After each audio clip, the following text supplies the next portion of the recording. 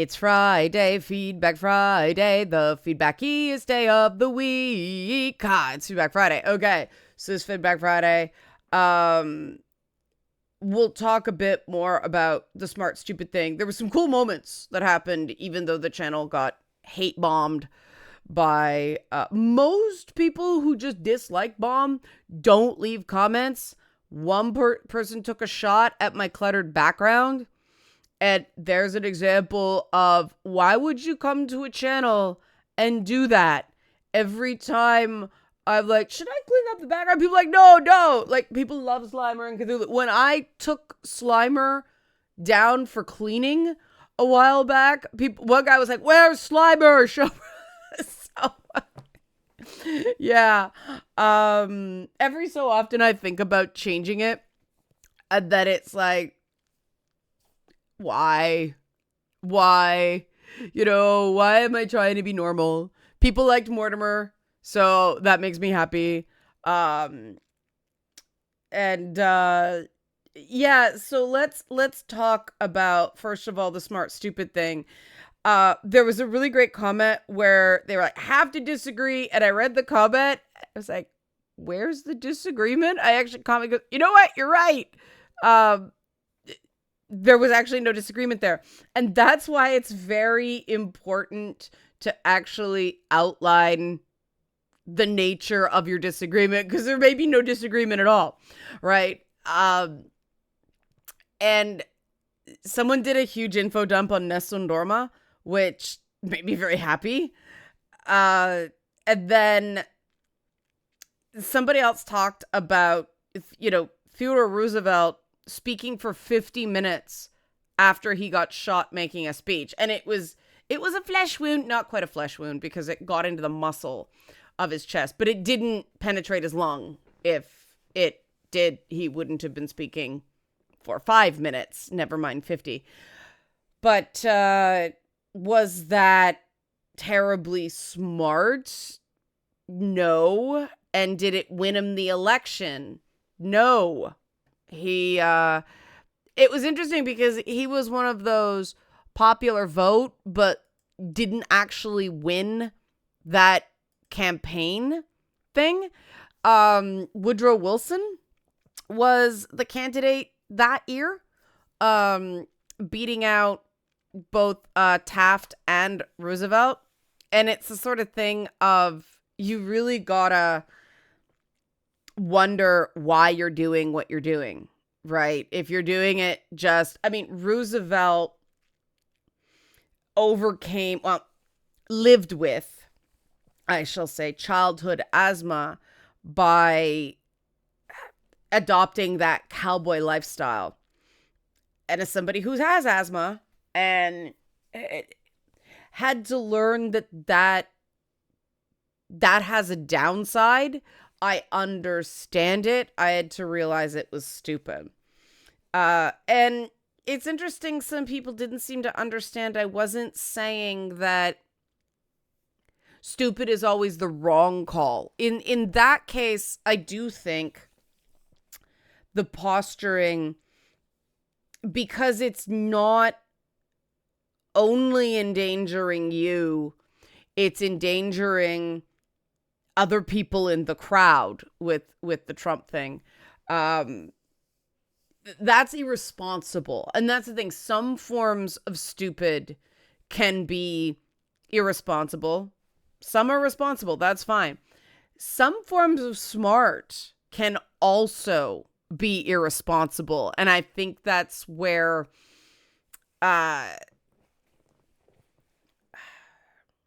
there's a whole debate about whether Elon Musk is smart. He's smart in certain ways. And there's an example of, I don't know if anybody saw the Jordan Peterson, Elon Musk conversation, but there's an example. Jordan Peterson is clearly a very smart man who is really emotionally tortured, and it gets in the way. So often with that guy, I'm like, I'm with you. What? Where did you go with that, buddy? And there were times that Elon Musk was like blinking, like, how do I even respond to that? He couldn't control his face. And they were funny moments because that's an example of two men whose insecurities get the better of them in different ways. I think Jordan Peterson displays increasingly frequent periods of existential crisis where he has an overwhelming need for control that actually is not healthy. But instead of recognizing that the amount of control and order he needs, because so much of his stuff is about fighting chaos, order, right? And that's why it's so appealing. And that's why anybody who actually does start to get better has to move beyond it. Because at some point, you just have to realize there's certain things you can't control. And that's a very hard part of personal development. Because other people don't make that journey with you. And it, on the one hand, Wednesday's video, I'm really glad I did it because a lot of people felt seen. On the other hand, it really reminded me of how I really do believe that the conventional therapy model does fail autistic people because so much of it is abstract. But also, so the way it's presented is wrong actively for autistic people. But I also think that the other ways it doesn't, like I hinted at in Wednesday's video, certain ways that really don't work with autistic people also aren't ideal for anyone. And I start to wonder whether the classification of autism as a disorder we're missing a huge piece of how to improve things for everybody, because it's like, oh, well, you have a problem. And I mean, there's a reason the military calls it PTS, not PTSD, because it's only the D if you're disordered. It's something you have to sort of accept. And it's much like Teddy Roosevelt having the bullet lodged in his chest for the rest of his life because it was considered safer to leave it there than to try to remove it, because his predecessor, I think it was McKinley, he died from an infection after a bullet was removed. Apparently, like, assassination attempts were super trendy back then. So, I mean, I think knowing history is useful to putting things in a modern context now. But what I've also found really useful, I went through the different types of social identity threats on It's Not Therapy this week. And those really do explain a lot of modern politics. And one of the things, and I will make an extended video on this, if you'd like me to. But one of the things they found in researching social identity threats is that white people who strongly identified with being white actually behaved in a more racist manner after somebody talked to them about privilege. And these are the things that, you know, as a mental health journalist and a peer counselor. We all have seen that. The research is there to support it. And this is not new stuff. They've known this for a while. And yet they still keep pushing the privilege theory. And the reason for that is because people tend to most strongly identify with the smallest group they're a part of, because that's what gives them a greater sense of identity and belonging. And so white academics, obviously the Venn diagram of like white people and then academics as a portion of white people, academics are smaller than white people. So they're going to identify more with being an academic.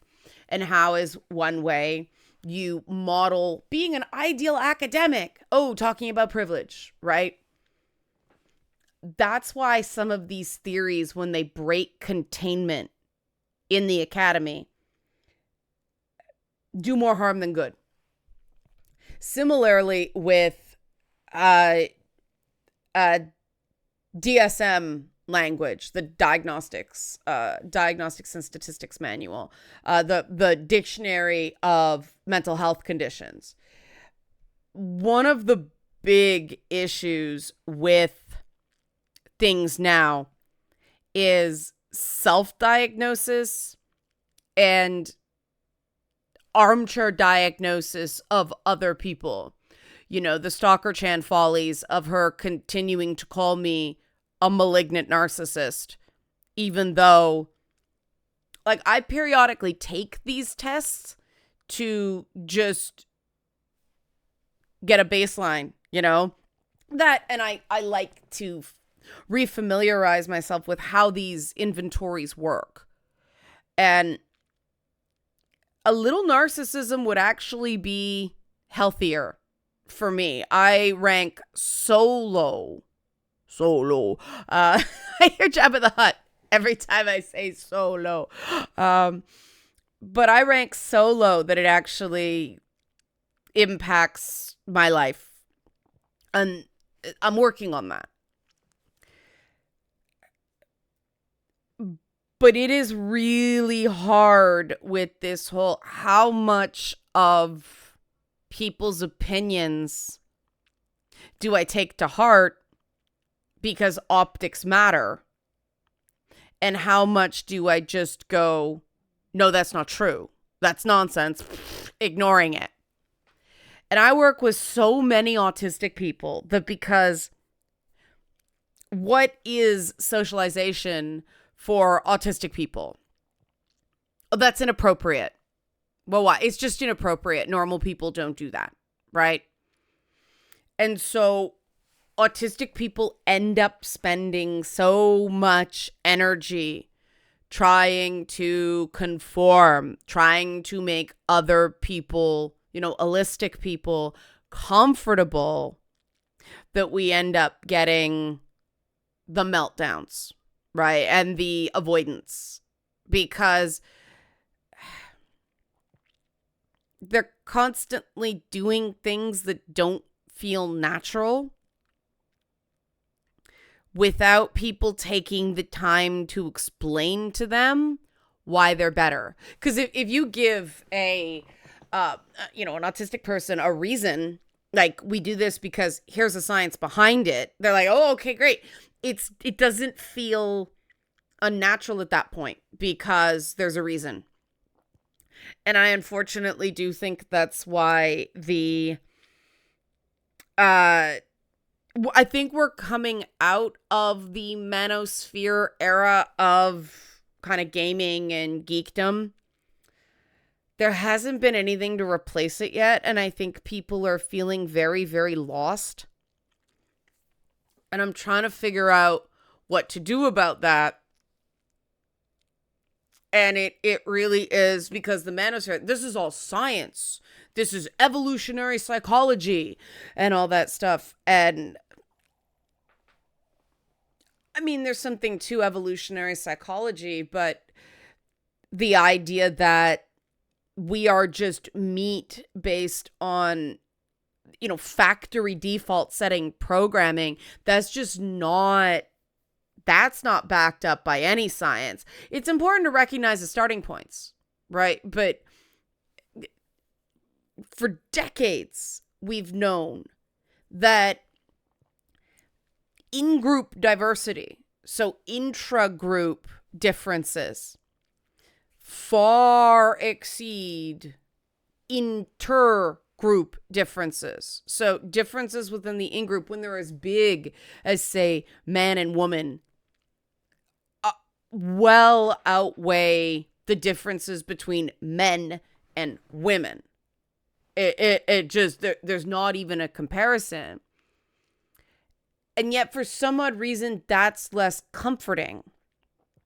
And I think it is that, can something please not be my fault? Can I please have something that just feels natural, that's okay? And that's a completely reasonable request. I repeat, this is a completely reasonable request. And the reason I don't chase traffic on my channel is because, let's face it, I would get a lot more traffic if I did the Dr. K thing or the Dr. Nerdlove thing, or, here's what you're doing wrong, here's how to fix it. But I find that it's very responsible if your primary motivation is numbers and your bottom line. It's not very responsible if you're actually trying to give people the tools to be their best selves. Because there does come a time where you do have to be yourself and be okay with the fact that people are going to reject that. And it's odd because that's always come naturally to me. I don't have the overwhelming need to be liked. I recognize that you need it to get by in the world. But one of the things I really struggled with in media was the make them like you, you cow phenomenon, which is actually something a publicist said to me verbatim. And I'm like, does she actually think I'm going to hire her after she called me a cow? But she's obviously said that before and it's worked.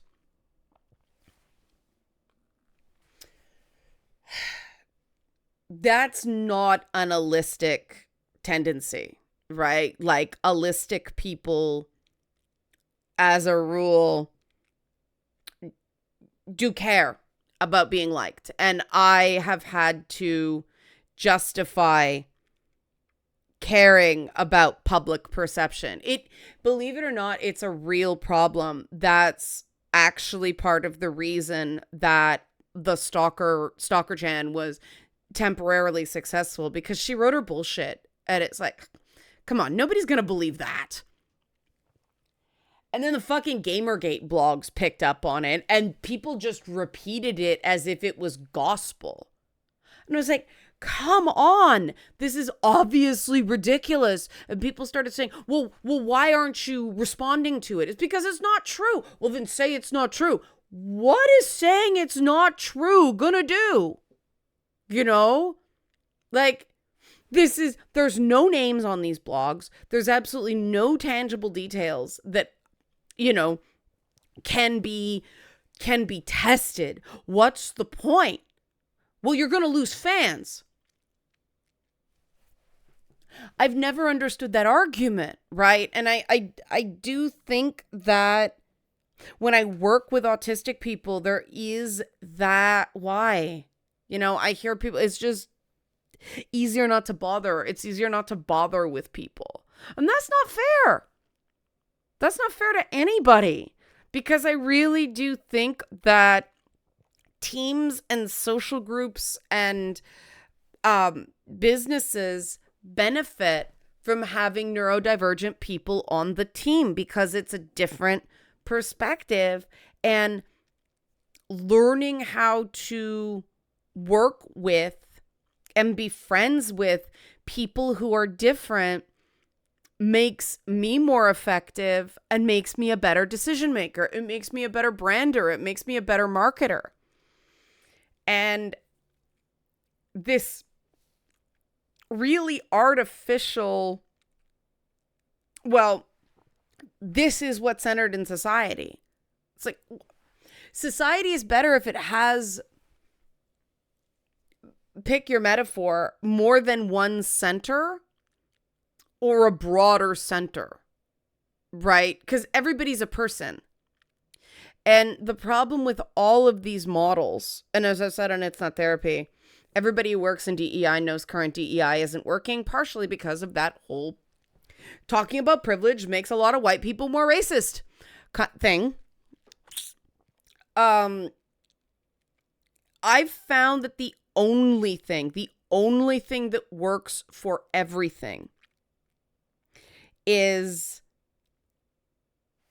cultivating the idea that everyone is an individual. And a lot of HR people don't like that because they like to put people in literal boxes to group them,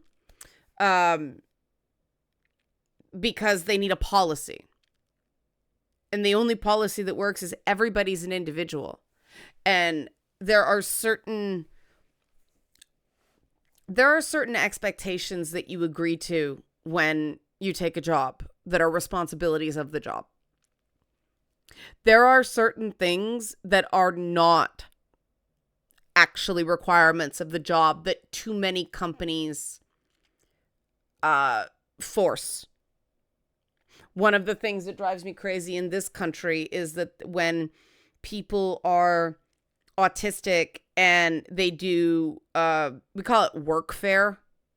You have a job, but the government pays a top up because the job doesn't pay enough to live on.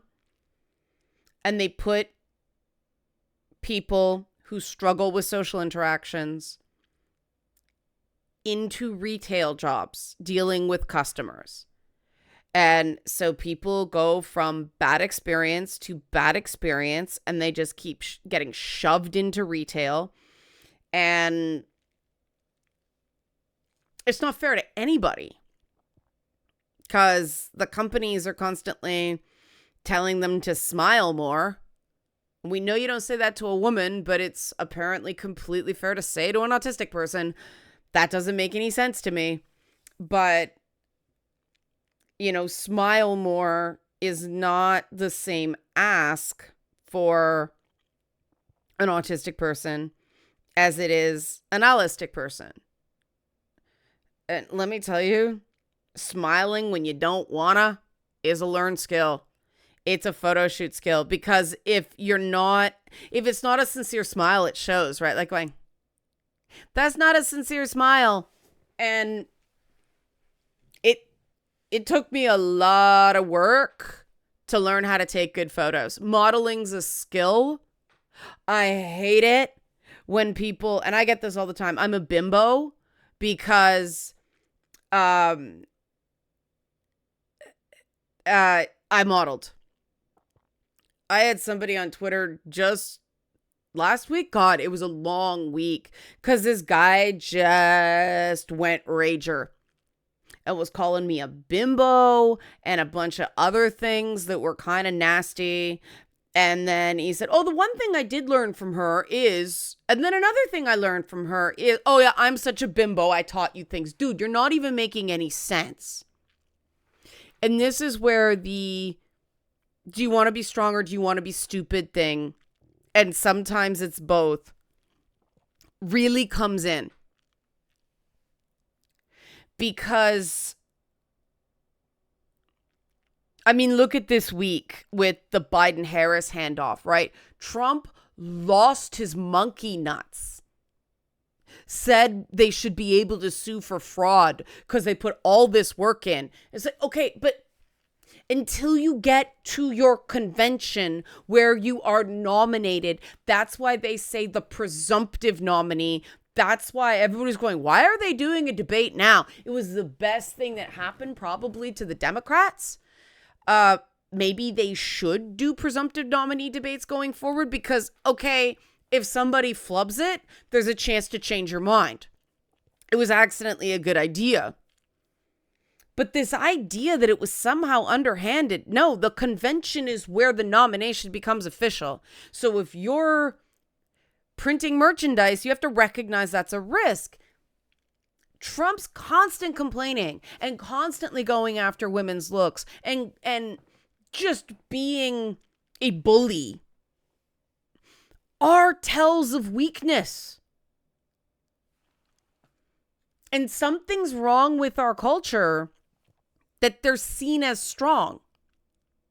Putting Secret Service agents in harm's way so you can do a fist raise, that's not leadership. That's not strength. In a lot of ways, it is smart politics. Or I still think it was instinctual. But it's not individuals' faults that society rewards dumb shit. And that's why I don't understand why the Trumpers went after me for that. Because I kept saying, this is the stuff society dictates of men. They didn't even watch the video. She ripped on Trump. Get her. Why? If you have to call a woman ugly to feel big, you're not big. If you have to call a guy a simp or a cuck or whatever to feel big, you ain't big. And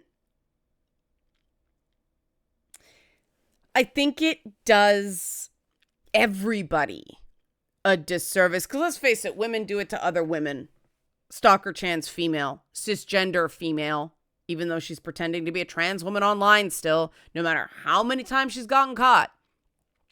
No matter how many times she's gotten caught, she still keeps up that ruse. Calling me fat and ugly and old and a malignant narcissist and this, that, and the next thing. And it's like, girl, you are just showing your ass.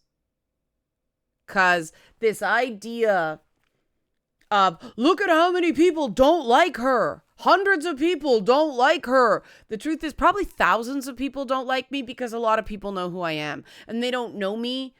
They know what they think I represent. God, thousands of people hate me from Gamergate alone. Possibly millions of people hate me from Gamergate alone. Because you know what? I try to do shit. And I'd rather be hated and help people than be beloved and useless. Because I see how people in the gaming community who have a lot of invisible disabilities do get mistreated. And I'm still struggling what to do about it. But I'll leave you with an observation that's got me thinking. Because you guys know, thanks to Song, I'm reading these like romantasy novels. And so then I end up having conversations with other women about these novels. And I've had it in a few different groups now. And the thing I notice about these conversations is they don't go to shit and have people attacking each other's characters over them. People get very attached to this stuff. The responses are very personal. But there's a bit of a disagreement and then it'll move on when there's a realization that there's an impasse on this point, it'll move on to a point of agreement. And that's what doesn't happen in the Marvel, Star Wars, and gaming fights. And that's the problem. That's why these nerd spaces keep getting maligned. Because there's no movement. Something becomes the thing you repeat on the internet to get likes, and it just gets stuck. You know, I said on To Him and Talking that I just don't accept the bad writing criticism of The Acolyte because people were screaming about it before the first episode aired. So they're biased. I can't, people were primed to not like it. Even if people were like, I really like Star Wars, I really want to like it, there was so much negativity that they were primed to look for certain things. I saw nothing terribly gay about that show. I saw women thirsting after the guy from The Good Place's arms. But I saw nothing woke about that show. Nothing. Absolutely nothing. And I was trying to see the other side. And was it any worse? Was the writing any worse than any other Star Wars thing? I mean, baseline, right? I mean, I watch episode 2, Attack of the Clones, every holiday while I'm making the big fancy dinner. Because it's terrible. It's delightfully terrible. I'm dying inside. You know, it's so bad. It's campy. Star Wars writing has never been great. People look at Empire Strikes Back, and even Empire Strikes Back, certain choices they made were necessary because, for instance, Harrison Ford didn't know if he wanted to come back.